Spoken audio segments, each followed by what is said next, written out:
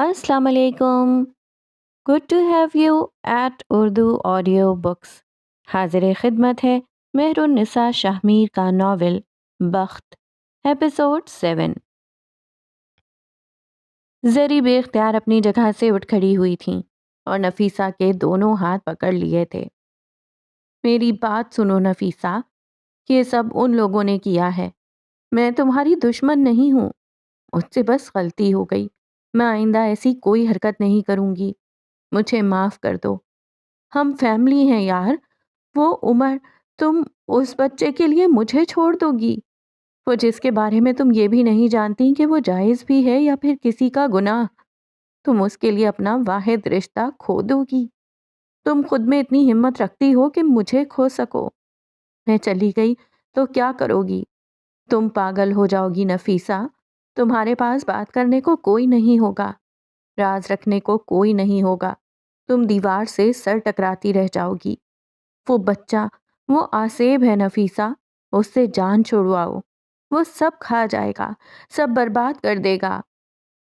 उनके लहजे में तनफ्फुर था। वो जल्दी जल्दी बोल रही थी।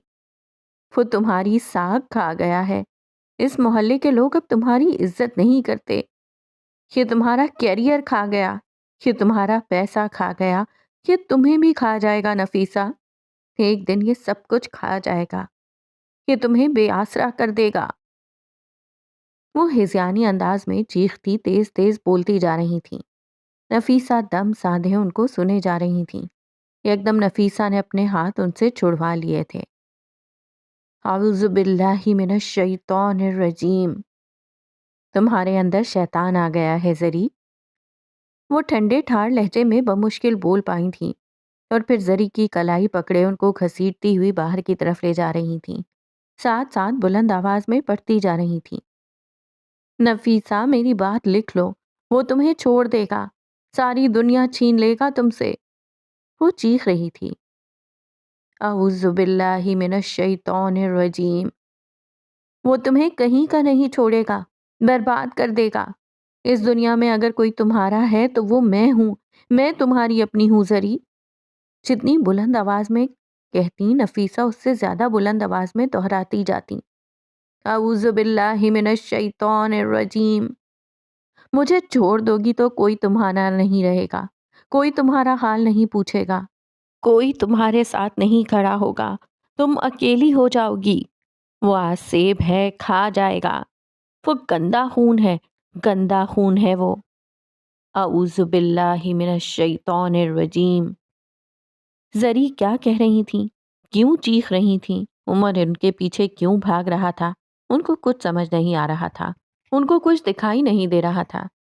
दरवाजे के पास पहुंच के उन्होंने जरी को दरवाजे के बाहर किया और फिर कुंडी चढ़ा ली और चंद लम्हों तक उसी दरवाजे से टेक लगाए लंबे लंबे सांस लेती रहीं और चंद ही लम्हों बाद भागती हुई अंदर आ गईं। उमर हैरान सा उनको देखे जा रहा था। थोड़ी देर बाद जब वो वापस आईं तो उनके एक हाथ में पानी की अध भरी बाल्टी थी और दूसरे हाथ में एक टेप रिकॉर्ड। उन्होंने टेप के अंदर कैसेट डाली और प्ले का बटन दबाया। टेप से एक बहुत खूबसूरत मर्दाना तिलावत की आवाज उभरी। घर का कोना कोना कान बन गया। टेप से निकलती आवाज लहराती हुई नफीसा के कानों में पड़ती थी। वो सर पर दुपट्टा ओढ़े रोते हुए उस आवाज को सुने गईं। टेप से सूरह बकरा की तिलावत की आवाज आती थी। तर्जुमा। बेशक वो जिनकी किस्मत में कुफ्र है उन्हें बराबर है, चाहे तुम उन्हें डराओ या ना डराओ, वो ईमान लाने के नहीं। उमर उनके करीब आकर बैठ गया था। नफीसा के आंसू मुतवातर बहे जा रहे थे। अल्लाह ने उनके दिलों और कानों पर मुहर लगा दी है और उनकी आंखों पे घटा टोप है और उनके लिए बड़ा अजाब है। अब वो उठकर अधभरी बाल्टी में से पानी निकालती चिप्स के फर्श पर डालती जाती और साथ साथ रोती जाती। पस मंजर में वही मर्दाना आवाज गूंज रही थी। उनके दिलों में बीमारी है तो अल्लाह ने उनकी बीमारी और बढ़ाई और उनके लिए दर्दनाक अजाब है, बदला उनके झूठ का। अब वो एक कपड़े से फर्श को रगड़ रगड़ कर साफ कर रही थी। उमर अपनी जगह से उठा था और नफीसा के करीब चला आया था। और जब उनसे कहा जाए जमीन में फसाद ना करो तो कहते हैं कि हम तो संवारने वाले हैं। सुनता है वही फसादी हैं। لیکن ان کو شعور نہیں۔ نفیسہ نے روتے روتے ہچکی لی تھی اور یہاں ٹیپ کی آواز بند ہو گئی تھی۔ شاید اس کی چارجنگ ختم ہو گئی تھی۔ نفیسہ دیوانہ وار فرش کو رگڑ رہی تھی۔ اماں، کیا کر رہی ہو آپ؟ رو کیوں رہی ہو؟ اور یہ فرش کیوں دھو رہی ہو؟ اس کو چھوڑو، ماسی بشرا کر دے گی۔ آپ کے کپڑے خراب ہو رہے ہیں۔ وہ کوفت زدہ سا لگتا تھا اور تھوڑا فکر مند بھی۔ بیٹے، ہمارے گھر میں شیطان آ گیا تھا۔ اس نے سارا گھر ناپاک کر دیا ہے۔ اس کو صاف کرنا ہوگا مجھے۔ یہ کرنا ہی ہوگا۔ وہ اس کی طرف دیکھے بغیر بولی تھی۔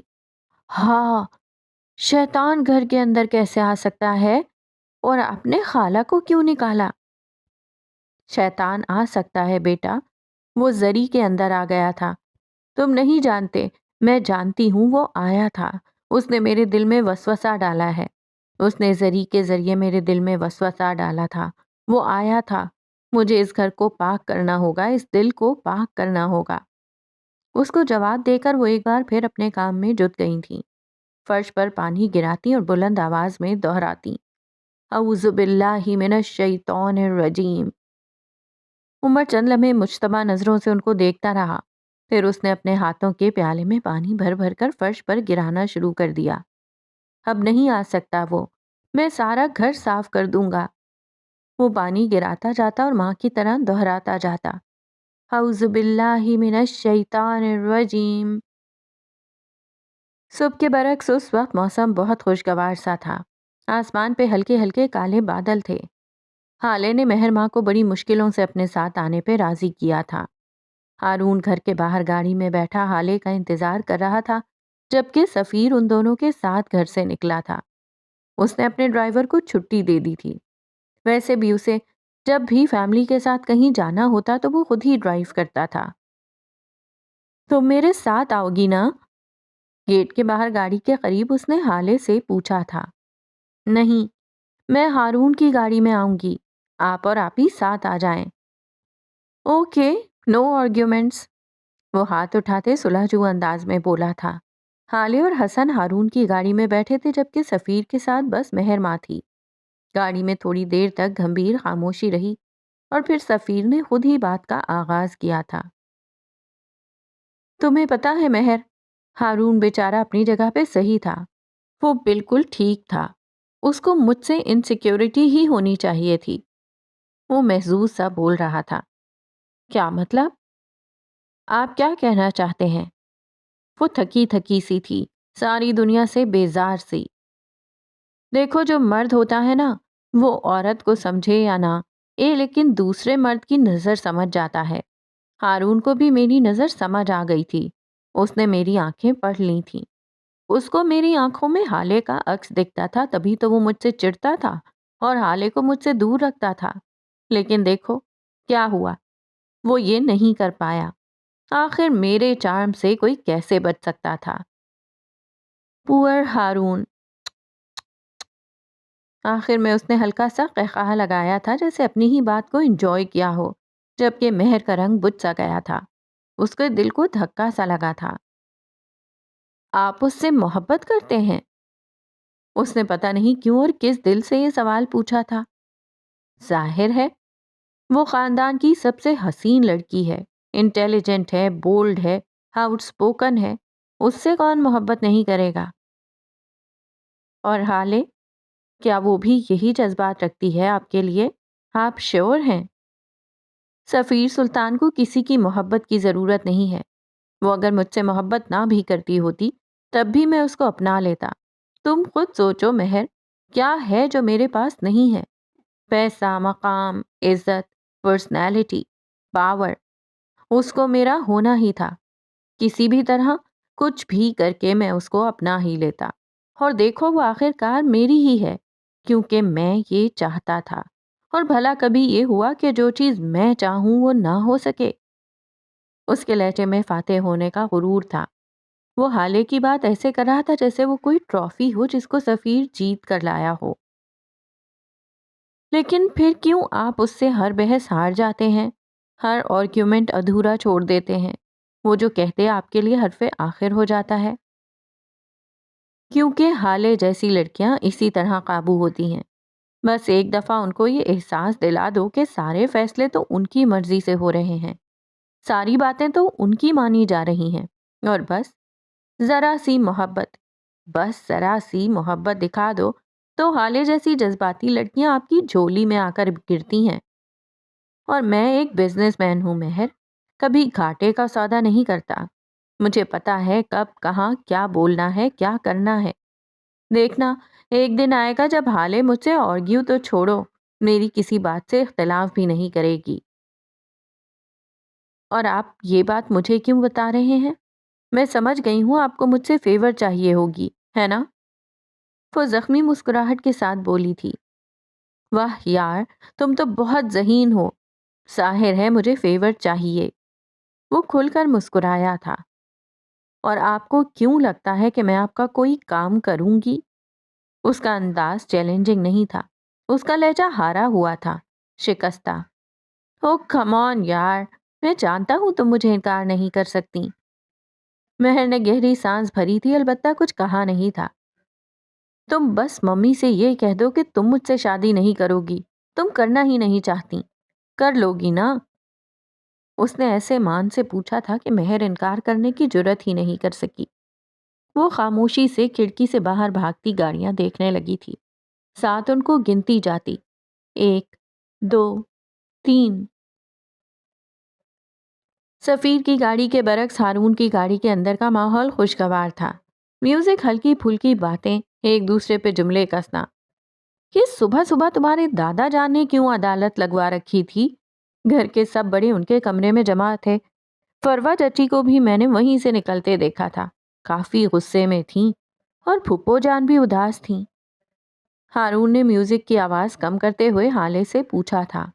حالے نے ایک نظر پچھلی سیٹ پر بیٹھے حسن کو دیکھا تھا اور کوئی جواب نہیں دیا۔ ہارون سمجھ گیا تھا، تبھی حسن کو مخاطب کرتا بولا تھا، حسن میری بات سنو، تمہاری بہن کا رشتہ طے ہونے والا ہے، اور مجھے یہی لگتا ہے کہ صبح یہ گول میز کانفرنس اسی لیے لگی تھی۔ حالے اب بتاؤ مجھے ساری بات کیا چل رہی ہے؟ حسن کا منہ کھلے کا کھلا رہ گیا تھا، لیکن ہارون اس کو نظر انداز کیے گیا۔ مجھے نہیں پتا، میں نے بچوں سے پوچھا تھا، انہوں نے تو یہی بتایا کہ بس شمس چچا اور چچی کو بلایا تھا۔ بابا سے تو کل رات ہی کچھ بات کی تھی دادا جان نے، اب وہ بات کیا ہے یہ مجھے نہیں پتا۔ اس نے تفصیل سے جواب دیا تھا۔ یہ چل کیا رہا ہے؟ کوئی مجھے کچھ بتائے گا؟ میں تمہارا بھائی ہوں، تمہارا وارث، میرے بغیر کوئی تمہارے رشتے کی بات کیسے کر سکتا ہے؟ اور ہارون بھائی، آپ کب لائے رشتہ؟ میں کہا تھا؟ وہ حیران سا سوال پر سوال کیے گیا۔ میرا پیارا بھائی، حالے کو اس پر پیار آیا تھا۔ کتنی فکر ہے نا تمہیں میری، میں ایویں ہی تم سے اتنا لڑتی رہتی ہوں، اب پکا میں تمہیں کبھی تنگ نہیں کروں گی۔ کتنا اچھا ہے نا میرا بھائی؟ ہارون سے تائید چاہی تھی۔ میں رشتہ نہیں لایا، سفیر اور حالے کی بات ہو رہی ہے، وہ سنجیدہ سا بولا تھا۔ ان دونوں کا نام ساتھ لیتے دل 1000 بار ٹوٹا تھا۔ کیا؟ وہ چلایا تھا۔ نہیں، یہ کیسے ہو سکتا ہے؟ میں یہ ہونے ہی نہیں دوں گا۔ تم سفیر بھائی سے شادی نہیں کر سکتی، میں کرنے ہی نہیں دوں گا۔ کیوں نہیں کر سکتی؟ بتانا پسند کرو گے گینڈے؟ وہ تب کے بولی تھی۔ تم ہارون بھائی سے شادی کرو، رخصت ہو جاؤ سلطان منزل سے، آئی سمجھ؟ وہ 2 ٹوک لہجے میں بولا تھا۔ ہارون نے مسکراہٹ دبائی تھی، جبکہ حالے کو تو آگ ہی لگ گئی تھی۔ میں نے ابھی جوتا اتارنا ہے اور تمہارے سر پر مارنا ہے۔ تمہیں آخر تکلیف کیا ہے میری اور سفیر کی شادی سے؟ تکلیف ہی تو ہے، آدھی زندگی تو تم میرے سر پر مسلط رہی ہو، اب سفیر بھائی سے شادی کر کے تو تم سلطان منزل کی ملکہ ہی بن جاؤ گی، اور میری نہ پہلے کوئی عزت تھی نہ اب ہوگی۔ کیا کیا نہیں سوچا تھا میں نے کہ تم ہارون بھائی سے شادی کر کے چلی جاؤ گی اور میں سلطان منزل کا بے تاج بادشاہ بنوں گا، لیکن نہیں، تم سے کہاں برداشت ہوگی میری حکومت۔ بھائی میں نہیں جانتا، تم اس رشتے سے انکار کر دو۔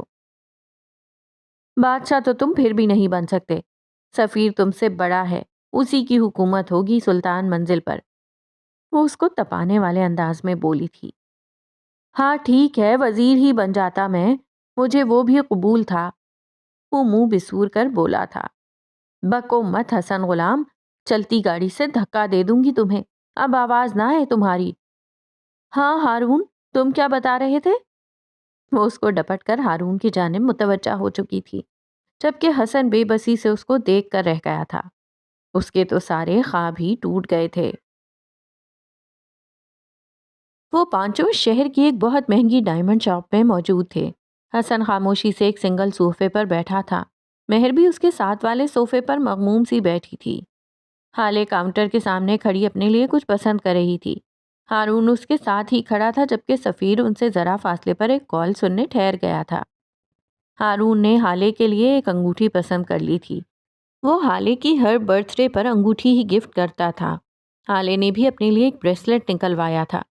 وہی بریسلٹ مہر کو دکھانے وہ سامنے رکھے صوفے کی جانب بڑھی تھی۔ تبھی سفیر ہارون کے ساتھ آ کھڑا ہوا اور اس کے ہاتھ میں پکڑی انگوٹھی اچک لی۔ ہارون نے اس کو کھا جانے والی نظروں سے دیکھا تھا۔ یہ رنگ میں نے پسند کی ہے حالے کے لیے، تم کچھ اور دیکھو سفیر، وہ ناگواری سے بولا تھا۔ اب یہ مجھے پسند ہے۔ وہ انگوٹھی کو تنقیدی نظروں سے دیکھتا بول رہا تھا۔ ویسے بھی جب لڑکی ہی تمہاری نہیں رہی تو اس رنگ کا کیا کرو گے؟ ایک اور بات، حالے کو رنگ دینے کا اختیار بس میرا ہے۔ اب تمہیں چاہیے کہ کچھ اور دیکھ لو یار۔ ویسے ایک بات ہے، تم سے چیزیں چھیننا پتہ نہیں کیوں مجھے اتنا پسند ہے۔ وہ ہلکی سی مسکراہٹ کے ساتھ بول رہا تھا، جبکہ اس کی آنکھوں میں واضح طنز تھا۔ یہ رنگ خاموشی سے مجھے واپس کر دو سفیر، ورنہ اچھا نہیں ہوگا۔ اوہ، کیا کر لو گے تم؟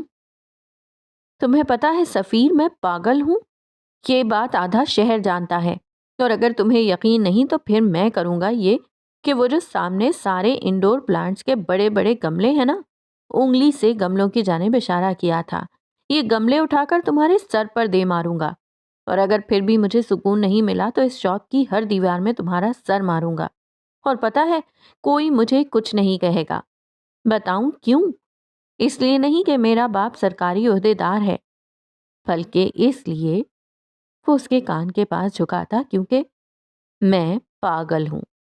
وہ چبا چبا کر بولا تھا، پھر ہتھیلی کھول کر اس کے سامنے کی تھی، ساتھ کنکھیوں سے اشارہ کیا تھا، رنگ واپس کرو۔ سفیر آنکھوں میں خون لیے اس کو دیکھتا رہا اور پھر رنگ اٹھا کر اس کی ہتھیلی پر دے ماری تھی۔ ایک بات بتاؤں سفیر، تم چاہے کچھ بھی کہہ لو، لیکن میں جانتا ہوں تم حالے سے محبت نہیں کرتے۔ اٹریکشن، کرش، برتری کی خواہش، کچھ بھی، لیکن محبت نہیں۔ وہ خاندان کی سب سے حسین لڑکی ہے، اسٹرانگ، اسٹریٹ فارورڈ۔ وہ بات کرنے کا فن جانتی ہے، وہ بات منوانا جانتی ہے، وہ کسی بھی مرد کو زیر کر سکتی ہے، وہ عام نہیں ہے۔ اس لیے، بس اس لیے تم مجھ سے شادی کرنا چاہتے ہو کیونکہ تمہیں شروع سے ہر بہترین چیز کو اپنا بنانے کی عادت ہے۔ وہ چبا چبا کر بول رہا تھا۔ واہ یار، تم تو جینیس ہو۔ ٹو بی آنیسٹ، محبت کیا ہوتی ہے مجھے تو یہ بھی نہیں پتا۔ مجھے سب کچھ پلیٹ میں رکھا ہوا ملا ہے، پیار، پیسہ، مقام، اور اب حالے، وہ بھی مجھے مل جائے گی۔ ہارون، کیا ایسی کوئی چیز ہے جس کی میں نے خواہش کی ہو اور وہ مجھے نہ ملی ہو؟ وہ مسکراتے ہوئے بول رہا تھا۔ آئی لائک ہر، اور مجھے لگتا ہے یہ بہت ہے۔ محبت کے چکر میں بے وقوف لوگ پڑتے ہیں، تم جیسے پاگل۔ میں ویسا نہیں ہوں، میں ہر کام سوچ سمجھ کر کرتا ہوں۔ حالے کو میں نے ہر زاویے سے دیکھا ہے، وہ پرفیکٹ ہے، اور ہر پرفیکٹ چیز پر سفیر سلطان کا حق ہے۔ اور اگر یہ بات میں حالے کو بتا دوں تو؟ میں تو ڈر گیا، دیکھو میں کانپ رہا ہوں۔ وہ جیسے محظوظ ہوا تھا۔ وہ اس وقت میری محبت میں گرفتار ہے ہارون۔ تم کیا، عرش سے فرشتے بھی اگر اتر کر میرے بارے میں کچھ کہیں گے تو حالے یقین نہیں کرے گی۔ میں نے کچی گولیاں نہیں کھیلی ہارون، میں نے اس کو قابو کر رکھا ہے، ایسے کہ اس کو لگتا ہے اس کی مرضی چل رہی ہے، حالانکہ وہ میرا حکم مانتی ہے۔ لوگ کسی کے دماغ سے کھیلتے ہیں، میں نے حالے کا دل قابو کر رکھا ہے، میں اس کے دل کا حکمران ہوں۔ اور عورت اپنے دل کے حکمران کے بارے میں کسی سنی سنائی پر یقین نہیں کرتی، اپنے من پسند مرد کے گناہوں پہ وہ کبوتر کی طرح آنکھیں میچ لیتی ہے، اس کے عیوب ایسے چھپا لیتی ہے کہ فرشتوں کو بھی پتہ نہ چلے۔ میں نے 4 سال انگلیوں پہ گنوایا تھا، 4 سال اس کو وہی دکھایا ہے جو وہ دیکھنا چاہتی تھی، اس کو وہی سنایا جو وہ سننا چاہتی تھی، اور اب نہ وہ کسی کی سنے گی نہ کسی کی دکھائی ہوئی چیز حقیقت مانے گی۔ وہ دل جلانے والی مسکراہٹ کے ساتھ بول رہا تھا۔ ہارون نے جواب میں کچھ کہنے کو منہ کھولا ہی تھا کہ تبھی انہوں نے حالے کو اپنی جانب آتے دیکھا۔ ہارون نے فوراً خود کو کمپوز کر لیا تھا۔ تم نے یہ رنگ پسند کی ہے کیا ہارون؟ وہ اس کے ساتھ میں موجود انگوٹھی کو دیکھتے پوچھ رہی تھی۔ ہاں کی تھی، لیکن ابھی اس پر گند لگ گیا ہے اس لیے یہ نہیں لیں گے، ہم کچھ اور دیکھ لیتے ہیں۔ اوکے۔ سفیر کا تو مانو خون ہی کھول گیا تھا، جبکہ حالے نے محض سر ہلایا تھا۔ وہاں سے نکلنے کے بعد وہ سب مال گئے تھے۔ کافی دیر کی خواری کے بعد حسن اور ہارون کی شاپنگ مکمل ہو گئی تھی۔ مہر نے کچھ نہیں خریدا تھا، کیونکہ حالے نے جو کچھ اپنے لیے لیا تھا وہی سیم اس کے لیے بھی لیا تھا۔ سفیر کو ہر 2 منٹ بعد کوئی نہ کوئی کال آ جاتی تھی، جس کی وجہ سے اس نے ابھی اپنے لیے کچھ نہیں خریدا تھا۔ وہ ابھی بھی کال سن کر آیا تو حسن تو مہر کو لے کر فوڈ کورٹ چلا گیا تھا، اس سے بھوک نہیں برداشت ہوتی تھی۔ حالے، ہارون اور سفیر وہ تینوں اب ساتھ ساتھ چل رہے تھے، ایسے کہ ہارون بیچ میں تھا، حالے اور سفیر اس کی دائیں اور بائیں جانب۔ ہارون یار ایک بات تو سنو۔ سفیر ایک دکان کے سامنے رک گیا تو ہارون اور حالے کو بھی رکنا پڑا۔ بولو۔ وہ اکھڑا اکھڑا سا تھا۔ یار تم تو جانتے ہی ہو ہم دونوں کی شادی ہونے والی ہے۔ وہ حالے کو دیکھتے مسکراتے ہوئے بول رہا تھا۔ تو شادی سے پہلے کا جو ٹائم ہوتا ہے، گولڈن ٹائم، ہم لوگوں کو وہ اسپینڈ کرنا چاہیے۔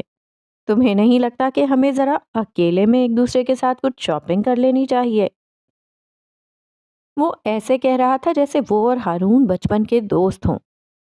شیور، میں فوڈ کورٹ میں بیٹھ رہا ہوں حالے، تم فری ہو کر آ جانا، اوکے؟ اپنا فون آن رکھنا اور یہ مجھے دے دو۔ اس نے حالے کے ہاتھ سے وہ واحد شاپنگ بیگ بھی لے لیا تھا جس میں ہارون کا گفٹ تھا اور آگے بڑھ گیا تھا۔ آپ کو ایسے نہیں کہنا چاہیے تھا، مجھے اچھا نہیں لگا۔ ہم دونوں اس کے ساتھ بھی وہی باتیں کریں گے جو کہ اکیلے میں۔ یار پلیز اب میرا موڈ سپوائل مت کرو۔ چلو آؤ تمہیں کچھ خرید کر دیتا ہوں۔ وہ اس کا ہاتھ پکڑتے ہوئے بولا تھا۔ حالے خاموشی سے اس کے ساتھ چل دی تھی۔ کچھ ہی دیر میں اس کا موڈ ٹھیک ہو گیا تھا۔ سفیر، یہ دیکھیں کتنا پیارا ہے نا؟ وہ گلابی رنگ کا ایک کامدار جوڑا سفیر کو دکھاتے ہوئے کہہ رہی تھی۔ ان کے پیچھے ایک سیاہ آنکھوں والا دراز قد نوجوان بھی کھڑا تھا۔ اس نے سر پہ پی کیپ پہن رکھی تھی۔ سفیر کو دیکھ کر اس کی آنکھیں مشتبہ انداز میں سکڑی تھیں۔ ہاں ٹھیک ہے، لیکن اتنا بھی اچھا نہیں ہے۔ ویسے بھی تم پنک کلر بہت پہنتی ہو۔ کچھ ڈیفرنٹ ٹرائی کرو یار، لائف میں چینجز ضروری ہوتے ہیں، ایک ہی جگہ اسٹک ہو جانا اچھا نہیں ہوتا۔ وہ عام سے لہجے میں بول رہا تھا۔ حالے کا رنگ البتہ پھیکا پڑا تھا۔ اسی وقت سفیر کا موبائل ایک بار پھر بجا تھا اور وہ معذرت کرتا دکان سے باہر نکل گیا تھا۔ حالے بھی آگے بڑھ گئی تھی، اس کا موڈ خراب ہو گیا تھا۔ اس سیاہ آنکھوں والے نوجوان نے اشارے سے سیلز مین کو اپنی جانب بلایا تھا اور وہی گلابی جوڑا پیک کرنے کو کہا تھا۔ حالے اب سامنے والے دکان میں داخل ہو گئی تھی اور بے دلی سے ڈریسز الٹ پلٹ کر دیکھ رہی تھی، جب اس کو اپنے عقب سے ایک شناسا سی آواز سنائی دی تھی۔ میں نے کہا تھا نا ہم پھر ملیں گے۔ اس کی آنکھوں میں چمک تھی، لہجہ پرسکون سا۔ حالے کرنٹ کھا کر مڑی تھی۔ تم یہاں کیسے؟ کیا اب ٹھیک ہو؟ تم نے مجھے کیسے پہچانا؟ او گاڈ، ہارون تمہیں دیکھتا تو خوش ہو جاتا۔ کیا واقعی؟ وہ حیران سی تھی اور تھوڑی پرجوش بھی۔ میں آپ کو لاکھوں کی بھیڑ میں پہچان سکتا ہوں۔ اس کا لہجہ سادہ سا تھا۔ اس نے بس ایک ہی بات کا جواب دیا تھا۔ عمر، تمہیں اس طرح دیکھ کر مجھے بہت خوشی ہوئی ہے۔ مجھ سے زیادہ نہیں ہوئی ہوگی، وہ اس کو دیکھتے ہوئے بولا۔ یکدم حالے کو یاد آ گیا تھا کہ وہ یہاں اپنی فیملی کے ساتھ آئی ہے۔ اچھا خیر، مجھے جانا ہوگا، میرے کزن مجھے ڈھونڈ رہے ہوں گے۔ تم سے مل کر خوشی ہوئی۔ یہ لے لیں پھر چلی جائیے گا۔ اس نے ایک شاپنگ بیگ ہالے کے سامنے کیا تھا۔ اس میں کیا ہے؟ وہ اس کے ہاتھ سے وہ بیگ لیتے ہوئے پوچھ بیٹھی، لیکن وہ خاموش رہا تھا۔ ہالے نے اس نیلے رنگ کے بیگ کے اندر دیکھا تو اس میں وہی گلابی جوڑا تھا۔ اس کے چہرے کے زاویے بگڑے تھے۔ تم ہماری باتیں سن رہے تھے، اور اگر سن بھی رہے تھے تو تمہیں یہ خوش فہمی کیوں ہو گئی کہ میں تم سے یہ ڈریس لے لوں گی؟ وہ تب ہی تو گئی تھی جبکہ وہ بالکل پرسکون سا تھا۔ میں نے آپ کی کوئی بات جان بوجھ کر نہیں سنی، اور یہ ڈریس میں شکریہ کے طور پر دے رہا ہوں۔ آپ نے اس رات میرے لیے جو کچھ بھی کیا، میں آپ کا شکر گزار ہوں۔ مجھے خون دینے کے لیے اور مجھے بچانے کے لیے شکریہ۔ میں یہ نہیں لوں گی تم سے۔ اور ایک بات اور، آج کے بعد اگر آئندہ کبھی بھی مجھے کہیں دیکھ بھی لو تو ایسے گزر جانا جیسے مجھے جانتے بھی نہیں ہو۔ آئی سمجھ؟ وہ کہہ کر رکی نہیں تھی، دروازے کی جانب بڑھ گئی تھی۔ آپ کو پنک پسند ہو یا سیاہ، کسی کو حق نہیں ہے کہ وہ آپ کو جج کرے۔ جن سے آپ محبت کرتے ہیں ان کو تو بالکل بھی نہیں، کیونکہ جب آپ کسی کو جج کرنے لگ جاتے ہیں تو آپ کے پاس ان سے محبت کرنے کا وقت نہیں رہتا۔ آپ ہر وقت ان کے ہر کام میں کچھ نہ کچھ ایسا ڈھونڈنے لگتے ہیں جس کی بنا پر آپ اسے جج کر سکیں۔ اس طرح آپ کی نظر بس ان کی خامیوں پر ہوتی ہے، آپ ان میں اچھائی نہیں دیکھ پاتے۔ جن سے محبت کریں ان کے سیاہ سے بھی محبت کریں، ان کے پنک سے بھی محبت کریں، اور اگر نہیں کر سکتے تو اس کو جج مت کریں، اور اگر آپ یہ سب نہیں کر سکتے تو محبت کے جھوٹے دعوے نہ کریں۔ اس کا لہجہ ویسا ہی تھا، خوبصورت، پرسکون۔ ہالے تو گویا بت بن گئی تھی، پتھر کا بت۔ کافی دیر بعد اس نے مڑ کر دیکھا تھا لیکن وہ جا چکا تھا، وہ جانے کے لیے ہی آیا تھا۔ رات گہری، سیاہ اور تاریک تھی۔ یوسف سلطان کے کمرے میں اس وقت ان کے دونوں بیٹے اور بہویں موجود تھیں، شمس اور معراج سلطان۔ بابا جان کے پاس بیڈ پر بیٹھے تھے جبکہ فروا اور حسینہ کمرے میں رکھے گرے رنگ کے صوفے پر بیٹھی تھیں۔ حسینہ مغموم سی تھیں جبکہ فروا غیر آرام دہ۔ جب بابا نے بات کا آغاز کیا، میں نے یہاں آپ سب کو تمہید باندھنے کے لیے نہیں بلایا، میں صاف اور سیدھی بات کرنے کا عادی ہوں۔ ہالے اور سفیر مجھے بہت عزیز ہیں، میں چاہتا ہوں کہ ان دونوں کو ایک رشتے میں جوڑ دیا جائے۔ وہ دونوں بھی ایک دوسرے کو پسند کرتے ہیں، اسی حوالے سے میں معراج اور اس کی گھر والی سے بات کر چکا ہوں۔ اب میں تمہاری اور فروا کی رضا جاننا چاہتا ہوں۔ فروا، تم اپنے ذاتی اختلافات ایک طرف رکھ کر جواب دینا۔ یہ معاملہ تمہارے بیٹے کی ساری زندگی کا ہے اور اس کی خوشی کا بھی۔ ان کی آواز باروب اور سنجیدہ تھی۔ بابا جان، مجھے تو بظاہر کوئی قباحت نظر نہیں آتی اس رشتے میں، اور اگر سفیر کی پسند کی بات ہے پھر تو بات ہی ختم ہے۔ جیسا آپ چاہیں، میں راضی ہوں۔ شمس خوش دلی سے بولے تھے جبکہ فروا نے کھا جانے والی نظروں سے ان کو دیکھا تھا۔ سفیر کی خوشی یا ہالے کو ملنے والا حصہ، سب سمجھتی ہوں میں، وہ دل ہی دل میں بولی تھیں۔ بابا جان، آپ سب جانتے تو ہیں کہ ہالے کتنی بدتمیز اور اکھڑ ہے۔ معراج نے پہلو بدلا تھا۔ وہ میری عزت بالکل نہیں کرتی، اس کے لیے تو میں جیسے گھر کے بڑوں میں ہوں ہی نہیں۔ کوئی اپنے گھر کے بچوں کو بھی اتنا ذلیل نہیں کرتا ہوگا جتنا وہ مجھے کرتی ہے۔ معراج کچھ بولنے لگے تھے کہ حسینہ نے ان کو خاموش رہنے کا اشارہ کیا تھا۔ اور مہر، وہ اس کے بالکل برعکس ہے۔ ان کے لہجے میں جیسے شیرینی سی گھل گئی تھی۔ وہ بہت فرما بردار اور محبت کرنے والی بچی ہے، اور وہ سفیر سے محبت کرتی ہے۔ بن ماں باپ کی بچی ہے، ہمیں اس کا حق نہیں مارنا چاہیے۔ میں چاہتی ہوں سفیر اور مہر ماں کی شادی ہو جائے۔ یوسف سلطان نے ان کی ساری تقریر خاموشی سے سنی تھی، اور جب بولے تو بس اتنا: سارا گھر جانتا ہے فروا، ہالے کیسی ہے اور تم کیسی۔ میں محفل میں بیٹھ کر تمہیں کچھ سخت لفظ نہیں بولنا چاہتا، لہٰذا تمہارا یہ اعتراض رد ہوا۔ فروا نے کلس کر پہلو بدلا تھا۔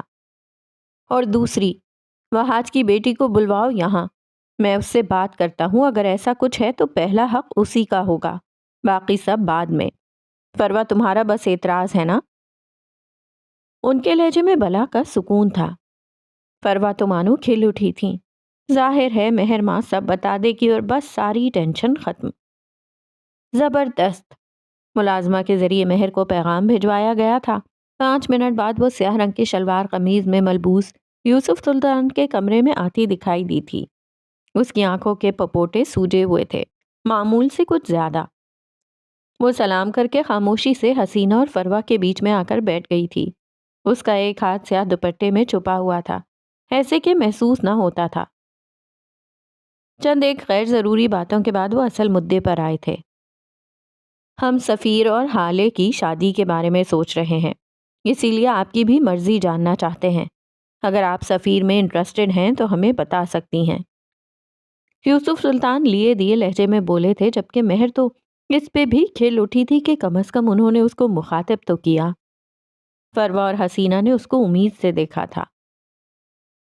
ایسی کوئی بات نہیں ہے ابا، سفیر میرا کزن ہے، دوست ہے، اور بس، اس سے زیادہ ہمارے درمیان کوئی اور تعلق نہیں ہے۔ وہ ٹھہرے ہوئے لہجے میں پرسکون سی بول رہی تھی، البتہ اس کی آنکھیں اس کا ساتھ نہیں دے رہی تھیں، ان میں واضح کرب تھا۔ وہ اپنی ساری زندگی کی جمع پونجی لٹا رہی تھی۔ حسینہ بیگم نے اس کو نم آنکھوں سے دیکھا تھا۔ میری بیٹی کا ظرف کتنا اعلیٰ ہے، جبکہ فروہ، وہ ابھی تک اس کے الفاظ ذہن میں جذب نہیں کر پائی تھیں۔ لیکن میں نے تو کچھ اور سنا ہے، فروہ نے مجھے ایک بالکل الگ کہانی سنائی ہے۔ وہ سنجیدگی کے ساتھ پوچھ رہے تھے۔ معراج خاموش مگر چپتی نظروں سے مہر کو دیکھ رہے تھے۔ کچھ تھا جو ان کو شک میں ڈال رہا تھا، کچھ تھا جو ان کو کھٹک رہا تھا۔ یہ بات اتنی سیدھی نہیں تھی، یہ معاملہ اتنا آسان نہیں تھا۔ کوئی کیسے اپنی متاع حیات سے اتنی آسانی سے دستبردار ہو سکتا ہے؟ مومانی جان کو ضرور کوئی مغالطہ ہوا ہوگا، ایسی کوئی بات نہیں ہے۔ بابا جان، بس اب یہ بات ختم کر دینا، بچی کہہ تو رہی ہے ایسی کوئی بات نہیں ہے۔ یہ شمس تھے، ان کو ڈر تھا کہ کہیں حالے جیسا اچھا چانس ان کے ہاتھ سے نکل نہ جائے۔ ٹھیک ہے مہر بیٹا، تم اب جاؤ، حالے اور سفیر کو بلا کر لاؤ۔ اب کہ یوسف سلطان کا لہجہ نارمل تھا، وہ ڈائریکٹ آپ سے تم پر آ گئے تھے۔ مہر خاموشی سے اٹھ کر چلی گئی تھی۔ فروہ، اب تو کوئی اعتراض نہیں ہے نا تمہیں؟ بابا جان کی بھاری آواز ایک بار پھر گونجی تھی۔ فروہ نے بمشکل جواب دینے کو منہ کھولا تھا۔ مجھے کچھ وقت چاہیے بابا جان، مجھے اس بارے میں سوچنا ہوگا، تبھی کوئی موزوں جواب دے پاؤں گی۔ تم نے جو سوچنا ہے سوچتی رہو، میں آج ہی حالے اور سفیر کی رسم کروں گا، یہیں اسی کمرے میں۔ ان کا لہجہ دو ٹوک تھا۔ تھوڑی دیر بعد حالے اور سفیر آ گئے تھے، ساتھ حسن اور ہارون بھی تھے۔ شاپنگ سے واپسی پہ ہارون اپنے گھر نہیں گیا تھا، حالے نے اس کو روک رکھا تھا۔ تھوڑی دیر پہلے جس صوفے پر حسینہ اور فروہ بیٹھے تھے، اب اسی صوفے پر یوسف سلطان بیٹھے تھے۔ آؤ بیٹا حالے اور سفیر، تم دونوں میرے پاس آ کر بیٹھو۔ دادا جان نے محبت سے ان دونوں کو پاس بلایا تھا۔ سفیر مطمئن سا، جبکہ حالے جھجکتی ہوئے ان کے پاس جا کر بیٹھ گئی تھی۔ اس نے میرون رنگ کی لمبی قمیض کے ساتھ سفید ٹراؤزر پہن رکھا تھا اور سفید ہی دوپٹہ سر پر اوڑھ رکھا تھا۔ بال بیچ والی مانگ نکال کر کھلے چھوڑ دیے تھے، جبکہ سفیر گرے ڈنر سوٹ میں ملبوس تھا۔ وہ ابھی آفس سے آیا تھا اور ابھی تک چینج بھی نہیں کیا تھا کہ اسے دادا جان کا پیغام موصول ہوا۔ وہ دونوں دادا جان کے دائیں بائیں بیٹھ گئے تھے۔ ہارون، مہر اور حسن ایک طرف الماری سے ٹیک لگائے کھڑے تھے۔ مہر خاموش سی تھی، جبکہ ہارون بے چین۔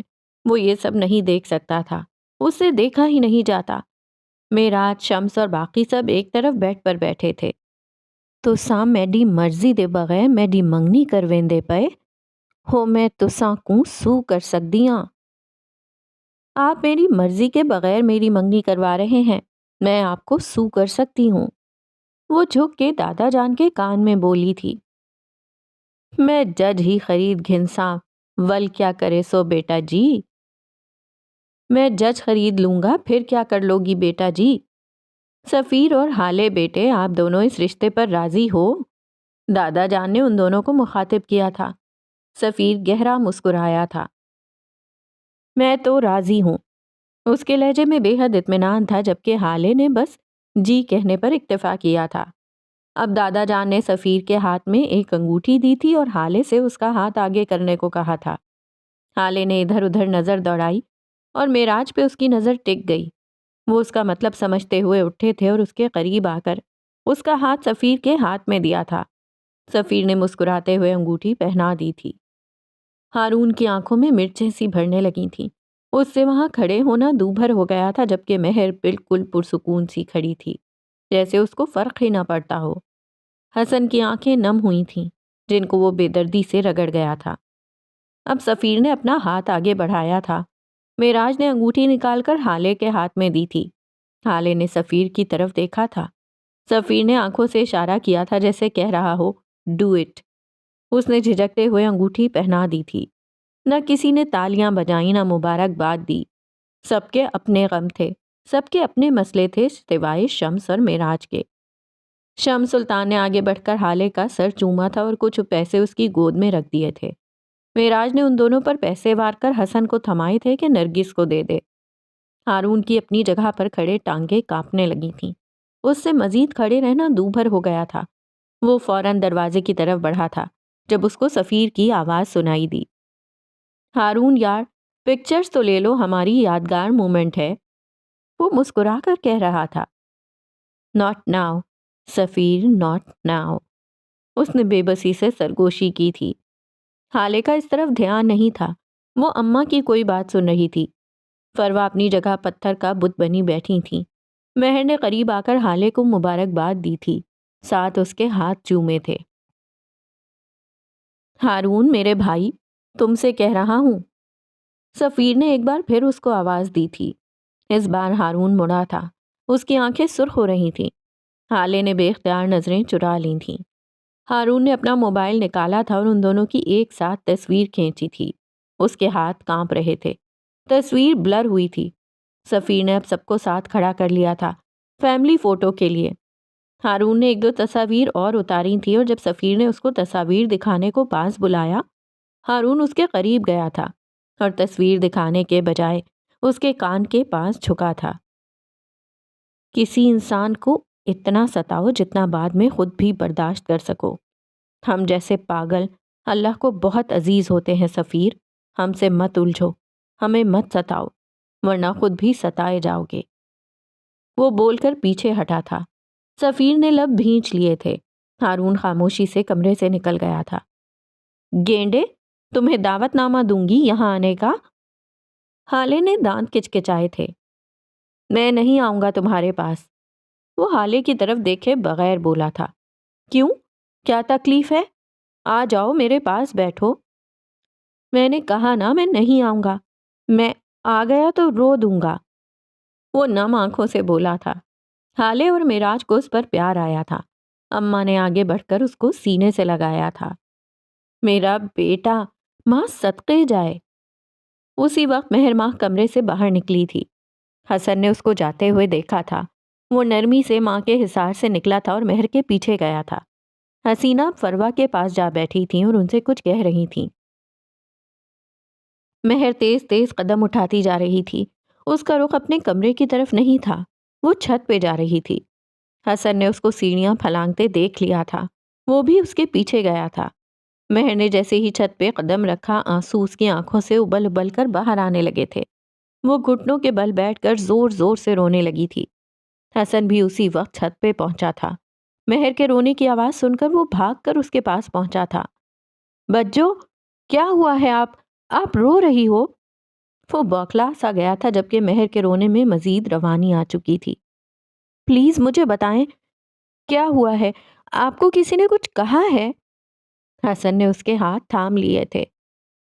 حسن، مجھے بہت بہت تکلیف ہو رہی ہے، میں ٹوٹ گئی ہوں۔ کیا کروں میں، کیا کروں؟ میری محبت چھن گئی ہے مجھ سے۔ آج میرا سب کچھ ختم ہو گیا ہے، سب کچھ۔ وہ زور زور سے روتے ہوئے بول رہی تھی۔ حسن کی گرفت اس کے ہاتھوں پر ڈھیلی پڑی تھی۔ نیچے حالے اور سفیر کی منگنی کی رسم اور یہاں مہر کی یہ حالت۔ اس نے کڑیاں ملائی تھیں۔ وہ اتنا بھی بچہ نہیں تھا کہ کچھ سمجھ نہ پاتا۔ وہ 16 سال کا ضرور تھا لیکن تھا تو مرد۔ کیا سفیر بھائی؟ اس نے بے یقینی سے لفظ توڑ توڑ کر ادا کیے تھے۔ ہاں حسن، ہاں سفیر، میں اس کو بہت چاہتی ہوں۔ میرے بھائی، مجھے بہت تکلیف ہو رہی ہے، بہت زیادہ، میرا دل جل رہا ہے۔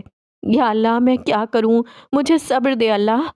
حسن کچھ کرو پلیز، میں تمہاری بہن ہوں، میرے لیے کچھ کرو۔ حسن نے نرمی سے اس کو گلے لگایا تھا۔ وہ بھی میری بہن ہے، اس نے جیسے سرگوشی کی تھی۔ بچوں خود کو سنبھالیں، کوئی دیکھ لے گا۔ آپ نے دادا جان سے بات کیوں نہیں کی؟ ان کو بتاتی نا، آپ سب ٹھیک ہو جاتا۔ بلکہ اٹھیں ابھی چل کر بتاتے ہیں، حالے سمجھ جائے گی، وہ آپ کے لیے کچھ بھی کر سکتی ہے۔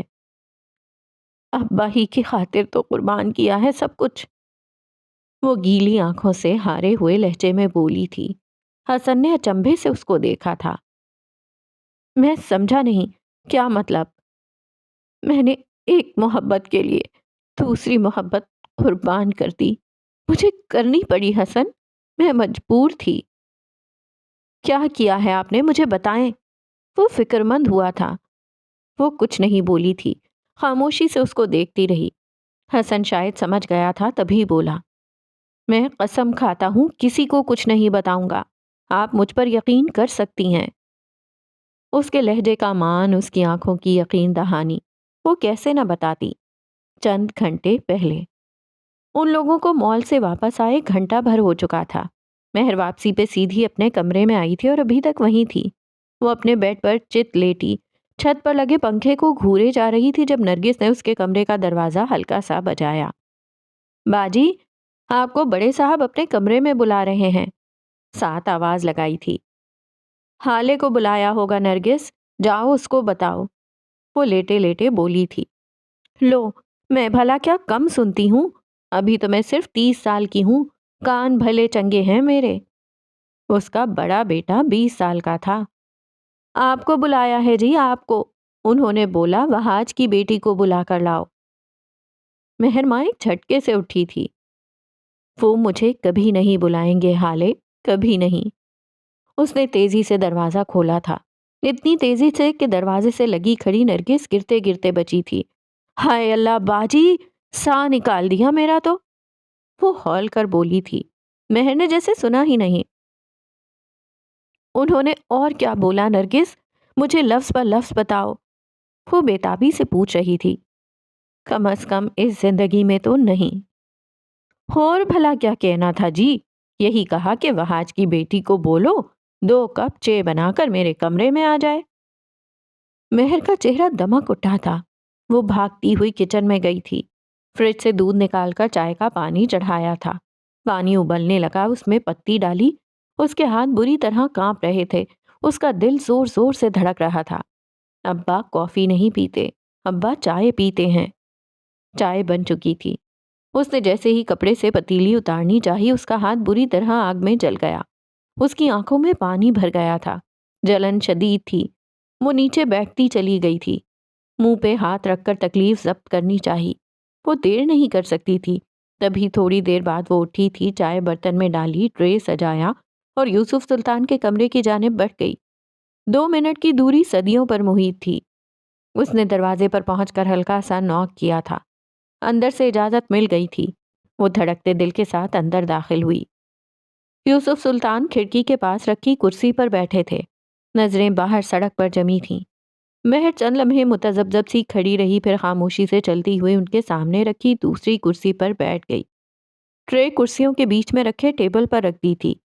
چند لمحے مزید سرکے وہ خاموشی سے بیٹھی رہی۔ آپ کو ہمیشہ مجھ سے یہی شکایت رہی ہے نا کہ میں آپ کو نگین کی بیٹی نہیں سمجھتا، میں آپ کو اپنا خون نہیں مانتا۔ انہوں نے بات کا آغاز کیا تھا۔ ابا، مجھے بس یہ آرزو رہی ہے کہ آپ مجھے ان کی بیٹی تسلیم کریں، میں آپ سے شکایت کرنے کا سوچ بھی نہیں سکتی، وہ بے قراری سے بولی تھی۔ آپ کے پاس ایک موقع ہے، مجھے ثابت کر دیں کہ آپ اس کم ظرف وہاج کے ساتھ نگین سلطان کی بھی اولاد ہیں۔ ان کا لہجہ ٹھہرا ہوا تھا، جلے ہوئے ہاتھ کی تکلیف کم ہوئی تھی۔ کیا؟ کیسے؟ میں کیا کر سکتی ہوں؟ میں تو سب کچھ کر لوں گی۔ وہ تو جیسے تیار بیٹھی تھی۔ سوچ لیں، آپ کر سکیں گی؟ وہ تول تول کر بول رہے تھے۔ آپ مجھے تم کہہ سکتے ہیں ابا، میں سب کر لوں گی، آپ حکم کریں۔ میں آپ کو تب تم پکاروں گا جب مجھے یقین ہو جائے کہ آپ واقعی نگین کی بیٹی ہیں، اسی کی طرح اعلیٰ ظرف، اسی کی طرح باوقار۔ آپ بتائیں مجھے کیا کرنا ہوگا؟ سفیر کی محبت سے دستبرداری دینی ہوگی، وہ بے لچک لہجے میں بولے تھے۔ یکدم جلے ہوئے ہاتھ میں جلے ہوئے دل کا درد بھی شامل ہوا تھا۔ ابا، وہ بے یقینی سے بڑبڑائی تھی، سفیر آپ کو نہیں چاہتا، آپ کو قربانی دینی ہوگی، آپ کو ثابت کرنا ہوگا کہ آپ باوقار ہیں۔ اگر یہاں نگین ہوتی تو قربانی دیتی، وہاں جیسا چوڑا قربانی نہیں دیتا۔ نگین باوقار بنتی، وہاج ذلیل ہوتا۔ آپ کو مہرماں وہاج، آپ کو ثابت کرنا ہوگا آپ نگین سلطان کی بیٹی ہیں، اسی کی طرح باوقار، اسی کی طرح عظیم۔ ان کا لہجہ سرد تھا، بے حد سرد۔ اس سے مجھے کیا ملے گا ابا؟ اس کی آواز رندھی ہوئی تھی۔ میری محبت آپ کو نہیں مل سکتی، کیونکہ یہ آپ کا بخت ہے۔ آپ کو میرے دن کے چند گھنٹے مل سکتے ہیں۔ ہم صبح اور شام کی چائے ساتھ پی سکتے ہیں، ہم ساتھ واک کر سکتے ہیں، میں آپ کی بنائی چائے پی سکتا ہوں، آپ کا لایا کھانا کھا سکتا ہوں، آپ کے ہاتھ سے دوائی لے سکتا ہوں، آپ کے مخاطب کرنے پر نرمی سے جواب دے سکتا ہوں، آپ کو تم بلا سکتا ہوں۔ بولیں، آپ کو منظور ہے؟ آپ چاہتے ہیں کہ مجھے دل دے دیں، لیکن اس میں خون کی فراہمی روک دیں اور میں پھر بھی زندہ رہوں۔ خون کے بغیر دل 5 سیکنڈ میں بند ہو جائے گا ابا، لیکن میں کوشش کروں گی کہ اس کو بند نہ ہونے دوں۔ آپ چاہتے ہیں کہ ایک نیا پودا لگایا جائے اور اس کو پانی نہ دیا جائے ابا، وہ جل جائے گا۔ لیکن نہیں، مجھے آپ کے چند گھنٹے چاہیے ابا، میں یہ چانس نہیں چھوڑ سکتی، چاہے آپ میرا دل کیوں نہ بند کر دیں۔ ہاتھ بری طرح جلنے لگا تھا، اس میں ایسی تکلیف اٹھی تھی کہ الامان۔ مطلب آپ راضی ہیں؟ نہیں، بول دو، منع کر دو۔ سفیر زیادہ ضروری ہے، اس پہ گیو اپ مت کرو۔ تم اس کو نہیں چھوڑ سکتی، اس کو چھوڑنا تمہیں مار دے گا۔ اس کے دماغ نے بے شمار دلیلیں دی تھیں، لیکن نہیں اس کو دل کی سننی تھی۔ کیا میرے پاس کوئی اور آپشن ہے؟ وہ زخمی مسکراہٹ کے ساتھ بولی تھی۔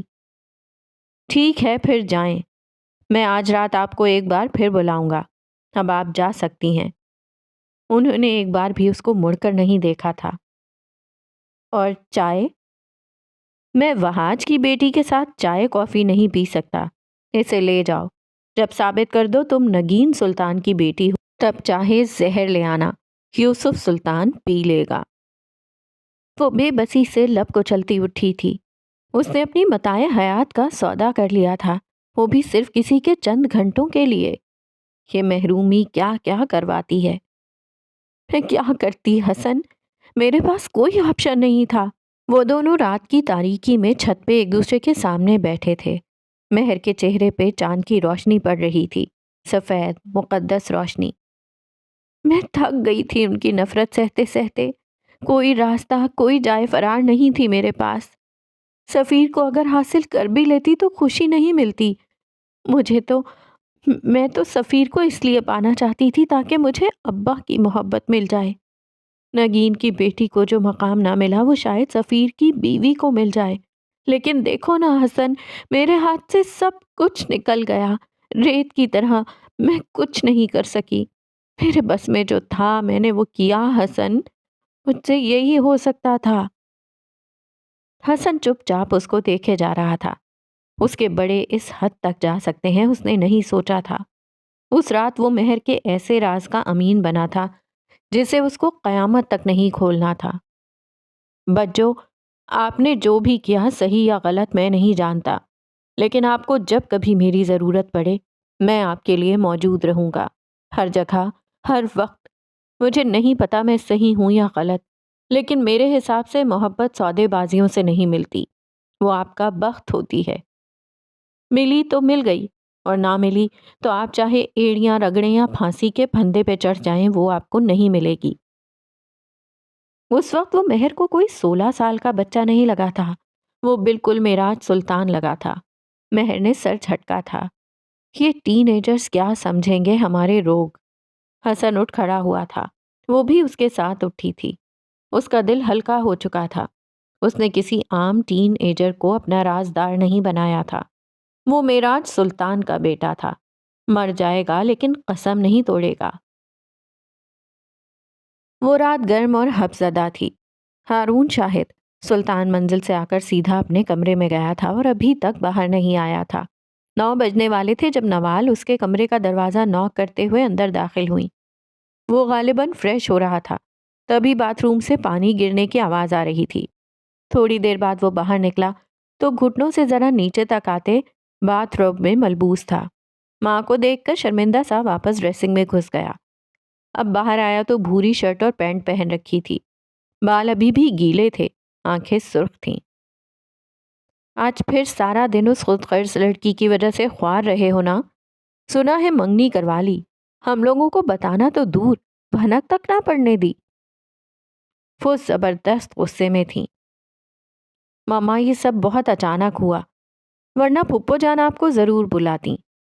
وہ اپنے بال بناتے ہوئے کہہ رہا تھا۔ ہاں، جیسے میں جانتی نہیں تمہاری پھپھو جان کو، اور تم کس خوشی میں بن بلائے باراتی بن کر کھڑے ہو گئے تھے وہاں؟ مجھے وہاں رہنے کا شوق نہیں تھا، یہ بس ایک اتفاق تھا۔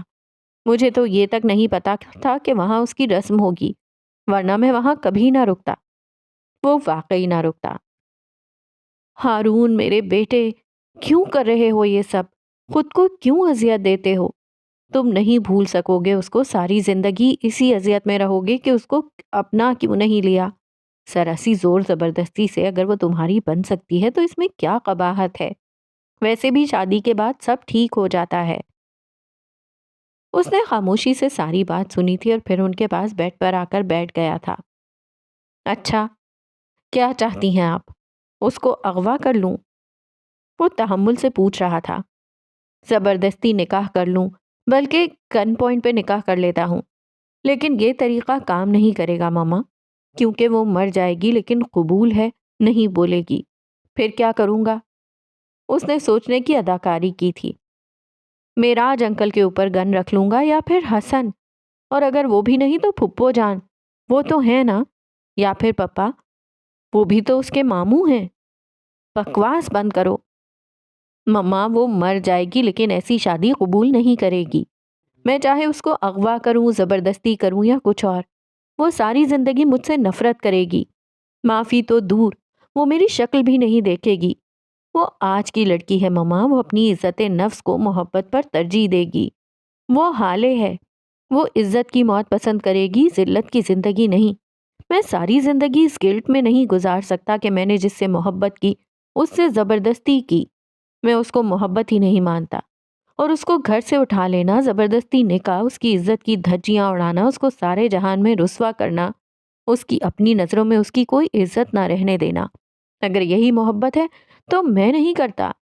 محبت میں دستبرداری دیتا ہوں میں، محبت سے۔ وہ حال سلطان ہے مما، وہ زبردستی کا دیا ہوا جوڑا نہیں پہنتی، شادی تو پھر دور کی بات ہے۔ میں ساری زندگی اس دکھ کے ساتھ تو رہ سکتا ہوں کہ وہ مجھے نہ مل سکی، لیکن یہ اذیت کہ وہ مجھ سے نفرت کرے، یہ میں نہیں جھیل پاؤں گا۔ ہزاروں لوگ ہیں اس دنیا میں جن کو ان کی محبت نہیں ملی، ایک میں بھی صحیح، لیکن ذلت میں ملی توجہ، بھیک میں ملی محبت، یہ میں نہیں لے سکتا۔ وہ مجھے نہیں ملی، یہ دکھ روز مجھے اندر سے کھا رہا ہے، لیکن میں خود کو بے توقیر نہیں کروں گا۔ اس کا نام سفیر کے ساتھ سن کر مجھے لگتا ہے جیسے کسی نے میرے منہ پہ تیزاب پھینک دیا ہو، لیکن اس کو خوش دیکھ کر میں خوش ہو جاتا ہوں۔ میں اس کی خوشی چاہتا ہوں، چاہے وہ سفیر ہو یا کوئی اور ایک بات اور، اگر میں اس کی خوشی نہیں چاہتا تو مجھے کوئی حق نہیں کہ میں اس سے محبت کے دعوے کروں۔ محبت چھیننے کا نام نہیں ہے، یہ تو کچھ دینے کا نام ہے۔ میں خود کو اس پر وار چکا ہوں مما، اس کی خوشی کے لیے میں کچھ بھی کر سکتا ہوں۔ پلیز، آپ میرا حوصلہ نہیں بڑھا سکتی تو میری محبت کی تذلیل بھی نہ کیا کریں۔ بچپن سے لے کر آج تک ہم دونوں ساتھ ہیں، اگر آج تک اس کو مجھ سے محبت نہیں ہوئی تو آگے جا کر بھی نہیں ہوگی۔ وہ نرمی سے کہہ کر اٹھ گیا تھا۔ تم کیوں ہو ایسے؟ وہ نم آنکھوں سے بولی تھی۔ پپا پہ گیا ہوں نا، اس لیے ویسے آپ نے کہیں پپا کو اغوا کر کے تو ان سے شادی نہیں کی تھی؟ دفع ہو جاؤ بدتمیز۔ وہ روتے روتے ہنس پڑی تھیں۔ وہ بھی ان کو دیکھ کر مسکرایا تھا۔ یہ ایک چھوٹے سے ڈھابے کا منظر تھا۔ کچھ لوگ خوش گپیوں میں مصروف تھے تو کچھ کھانا کھا رہے تھے۔ ہر طرف لکڑی کی 4 کرسیوں کے درمیان ایک بڑی سی گول میز حائل تھی۔ جن کی فیملی زیادہ ہوتی وہ 2 میزوں کو ساتھ جوڑ دیتے اور کرسیاں لگا کر بیٹھ جاتے، لیکن یہاں ایک میز ایسی بھی تھی جہاں صرف 2 لوگ ہی بیٹھے تھے، ایک سیاہ دوپٹے والی نفیسہ حیات اور ان کے سامنے ان کے کزن اور دودھ چریک بھائی رحمان۔ وہ دونوں کھانا نہیں کھا رہے تھے، ان کے پاس کھانے سے زیادہ بڑے مسئلے تھے۔ خدا کی قسم مجھے کچھ نہیں پتا تھا اس بارے میں، تو مجھ پر یقین کر، تیرا بھائی زہر کھا لے گا لیکن کسی کا خون نہیں بیچے گا۔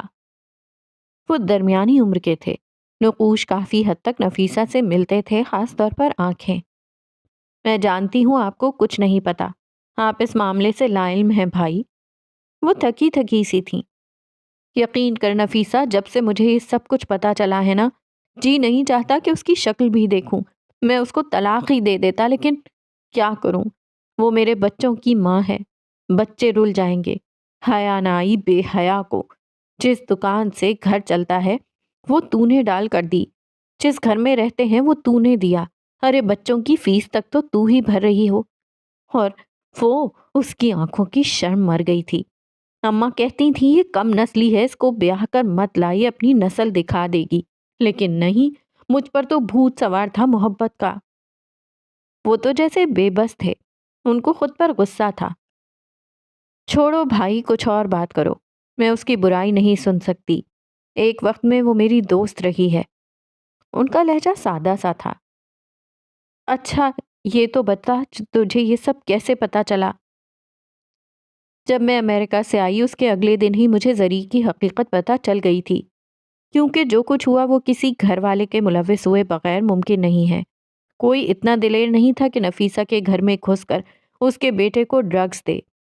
میں بیکری جا رہی ہوں یہ بات بس زری کو بتائی تھی اور نہیں، اس روز انہوں نے میرا تعاقب نہیں کیا تھا، وہ سب زری کی انفارمیشن تھی۔ خیر کڑیاں ملتی گئیں اور جو صورت سامنے آئی وہ آپ کی بیوی کی تھی۔ پھر تو نے اتنا انتظار کیوں کیا؟ اسی دن کیوں سب کچھ نہیں بتا دیا ہمیں؟ ایک چیز جو مجھے شک میں ڈال رہی تھی کہ زری کیوں چاہتی تھی میں امریکہ جاؤں، بس یہ معمہ مجھ سے حل نہیں ہو رہا تھا، اور آخرکار میں نے یہ بھی جان لیا۔ ان کے ہونٹوں پر طنزیہ مسکراہٹ تھی۔ زری جانتی تھی کہ وہ میرے سامنے رقم خرچ نہیں کر سکتی، وہ میری نظروں میں آ جائے گی، میں اس کے لفظ پکڑ لوں گی، اس کی چالیں پلٹ دوں گی، تبھی وہ چاہتی تھی کہ میں چلی جاؤں۔ پتہ ہے بھائی، وہ کہتی ہے اس نے میرا کوئی نقصان نہیں کیا، لیکن میں آپ کو بتاؤں اس نے میرا کتنا نقصان کیا ہے۔ ان کی آنکھوں میں کرچیاں سی بھرنے لگی تھیں۔ وہ میز پر آگے کو ہوئے سرگوشی نما آواز میں کہہ رہی تھیں، اس کی وجہ سے میری اعتبار کرنے کی حس ہی مر گئی ہے، مجھے لوگوں سے خوف آنے لگا ہے، میں اب کافی عرصے تک کوئی دوست نہیں بنا پاؤں گی، بلکہ شاید ساری زندگی میں دوستوں کے بغیر رہوں گی۔ میں کسی سے راز نہیں کہہ سکوں گی، اور اگر کہوں گی تو ساری ساری رات اور دن اس خوف میں رہوں گی کہ کہیں وہ میرا راز نہ فاش کر دے، کہیں وہ بھی مجھے دھوکہ نہ دے دے۔ میں بہت بہت ڈسٹرب سی تھی، میں سو نہیں پاتی ہوں، میرا دل بہت دکھا ہوا ہے۔ اگر ساری دنیا آپ کے ساتھ دھوکہ کرے، دغا دے، آپ کی پیٹھ میں خنجر گھونپے، یہاں تک کہ آپ کی فیملی، آپ کا خاندان بھی، اگر آپ کو کوئی تکلیف پہنچائے یا آپ کا محبوب آپ سے بے وفائی کر دے، چاہے آپ کے ساتھ کچھ بھی ہو جائے، تو آپ کے پاس ایک ایسا شخص ہوتا ہے جس کو آپ سب بتا سکیں، جس سے بلا جھجک سب کہہ سکیں، اور وہ ہوتا ہے آپ کا دوست۔ میں اب سوچ رہی ہوں کہ آپ کا دوست ہی آپ سے دغا کرے، آپ کو دھوکہ دے، تو آپ کس سے جا کر کہیں گے؟ بھائی آپ بتائیں میں کس کے پاس جاؤں؟ ان آنکھوں کا کرب رحمان کو اپنا دل کٹتا ہوا محسوس ہو رہا تھا۔ تو غم نہ کر، اللہ ہے نا، وہ تیرے مجرموں کو ایسے نہیں چھوڑے گا۔ اللہ کی بڑی لاڈلی ہے تو، اس کا تجھ پہ خاص کرم ہے، تو نے اس کا کلام پڑھا اور پڑھایا ہے، تجھے پتا ہے اللہ کو تجھ سے اتنی محبت ہے کہ جو کوئی بھی تجھے دھوکہ دیتا ہے یا دینے لگتا ہے، وہ اس کا چہرہ تیرے سامنے لے آتا ہے، وہ تجھے کبھی مکمل دھوکہ کھانے نہیں دیتا۔ وہ تیرے اوپر لوگوں کی حقیقتیں بڑی جلدی کھول دیتا ہے، اور جس نے تیرے ساتھ برا کیا ہوتا ہے اس کے ساتھ تو وہ ہوتا ہے کہ خدا کی پناہ۔ تجھے یاد ہے جب تو نے وکالت کا پرچہ دیا تھا؟ وہ جیسے یاد کر کے بتا رہے تھے، ان کی آنکھیں چمک رہی تھیں۔ تب اس حال کی سپرنٹینڈنٹ نے تجھ سے آدھے میں پرچہ چھین لیا تھا، کیونکہ اس کو پتہ چل گیا تھا کہ تو نے اس کو اپنے خاندان کی کسی لڑکی کو نقل کرواتے دیکھ لیا تھا۔ اس سے پہلے کہ تو اس کے خلاف کچھ کرتی اس نے بازی پلٹ دی، لیکن پھر جب نتیجہ نکلا تو پاس ہو گئی تھی۔ تیرا تو آدھا پرچہ ہوا تھا، لیکن اس سپرنٹینڈنٹ کی لڑکی پورا پرچہ دے کر بھی فیل ہو گئی، اور پھر اگلے کئی سال جب بھی اس نے پرچہ دیا فیل ہی ہوئی، وہ کبھی پاس نہیں ہو سکی۔ نفیسے، تیرے ساتھ ناانصافی ان کو مہنگی پڑ گئی۔ نفیسہ یک ٹک ان کو بولتے ہوئے سن رہی تھی، ان کی آنکھوں میں کسی قسم کا کوئی تاثر نہیں تھا۔ اور وہ فرقان، وہ تمہارا بچپن کا منگیتر، یاد ہے اس نے بھرے محلے میں یہ الزام لگایا تھا کہ تو وکالت پڑھنے نہیں بلکہ آوارہ گردیاں کرنے جاتی ہے، اور کئی بار اس نے تجھے خود لڑکوں کے ساتھ ہوٹلوں میں دیکھا ہے۔ یاد کر اس کے بعد اس کے ساتھ کیا ہوا تھا۔ اس کی بہن کی شادی عین نکاح کے وقت ٹوٹ گئی، اس کا باپ اسی رات صدمے میں مر گیا، ماں پاگل ہو گئی اور اس کی ہونے والی بیوی اپنے مائیوں کے رات بھاگ گئی۔ وہ آج تک کنوارا ہے، کسی نے اس کو اپنی لڑکی نہیں دی۔ اس نے تیری کردار کشی کی، اللہ نے اس کو کہیں کا نہ رہنے دیا۔ تیری نند، اس نے تجھے دھکا دے کر تیرا پہلا بچہ مار دیا، اور اس کے بعد تجھے کبھی اولاد نہ ہوئی۔ اس کے ساتھ کیا ہوا یاد ہے نا؟ اس کے 5 کے 5 بچے ایک ہی سال میں اس کی آنکھوں کے سامنے دم توڑ گئے، اور شوہر حادثے میں مر گیا۔ وہ دیوانوں کی طرح گلی گلی روتی پھرتی تھی، اس کو دیکھ کر کلیجہ منہ کو آتا تھا۔ میرے پاس ایسے ہزاروں قصے ہیں، کیا کیا یاد دلاؤں میں؟ مجھے بہت ڈر لگتا ہے نفیسے۔ یک دم ان کی آنکھیں نم ہوئی تھیں، ان کا لہجہ کانپا تھا۔ بڑا ڈر لگتا ہے مجھے زری کے انجام سے، پتہ نہیں اس کے ساتھ کیا ہوگا۔ دیکھ تو اس کو معاف نہ کر بے شک، لیکن اس کے لیے دعا کرنا، اس کا کیا میری اولاد پر نہ آ جائے۔ مجھے میری اولاد بڑی پیاری ہے، اس کے لیے دعا کرنا۔ وہ کمبخت حاسد ہو گئی، اس کا پیٹ نہیں بھرتا، اب اس کا حسد اس کو کھا نہ جائے۔ نفیسے، اس کے لیے دعا کرنا۔ وہ آخر میں جیسے رو پڑے تھے۔ اس نے تجھ سے تیرا کیریئر چھین لیا، اس نے، وہ ابھی بول رہے تھے کہ نفیسہ نے ان کی بات کاٹی تھی۔ اس نے مجھ سے میرا کیریئر نہیں چھینا، مجھ سے میرا کیریئر میرے ایمان کی کمزوری نے چھینا ہے۔ عزت، ذلت، زندگی، یہ سب تو اللہ کے ہاتھ میں ہوتی ہے، لیکن میں لوگوں سے ڈر گئی۔ مجھے لگا وہ لوگ میرے بیٹے کو مار دیں گے۔ میں نے یہ نہیں سوچا کہ اگر عمر کی زندگی لکھی ہوگی تو وہ لوگ چاہے اس کو گولی ماریں یا زہر دے دیں وہ بچ جائے گا۔ زری اور ان 10 لوگوں کا پلان بالکل پرفیکٹ تھا۔ میرے بیٹے کی بیماری، میرا امریکہ جانا، میرا لائسنس کینسل ہو جانا اور وہاں دیار غیر میں جا کر ہمت ہار جانا اور پھر شرم سے کبھی واپس نہ آنا۔ وہ طنزیہ مسکرائی تھیں، لیکن ان لوگوں سے ایک غلطی ہو گئی، بس ایک غلطی۔ اب ان کی آنکھوں میں سرد سا تاثر تھا اور لہجے میں تپش تھی۔ ان لوگوں نے غلط عورت چن لی، انہوں نے نفیسہ حیات کو چن لیا۔ اب میں ان کو بتاؤں گی کہ میں کیا چیز ہوں۔ میرے باپ کی خون پسینے کی کمائی سے میں نے وکالت کا امتحان دیا تھا، بسوں کے دھکے، کئی گھنٹوں کی بھوک، یہ سب میں نے اس لیے نہیں برداشت کی تھی کہ ایک دن کوئی بھی ایرا غیرا آئے گا اور مجھ سے میرا حق چھین لے گا۔ نہ، میں یہ نہیں ہونے دوں گی۔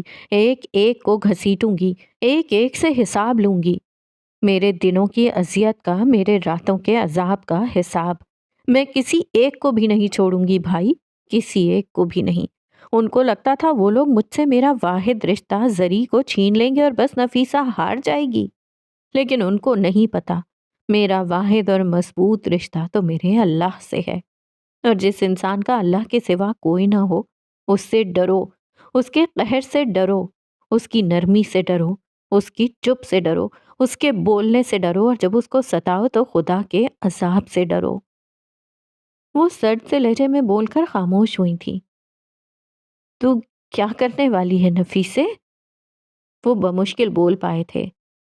نفیسہ گہرا مسکرائی تھی۔ وہی جس میں نفیسہ ماہر ہے، میں ایک ایک کو کورٹ میں گھسیٹنے والی ہوں۔ وہ بول کر آسودگی سے آنکھیں موند چکی تھی۔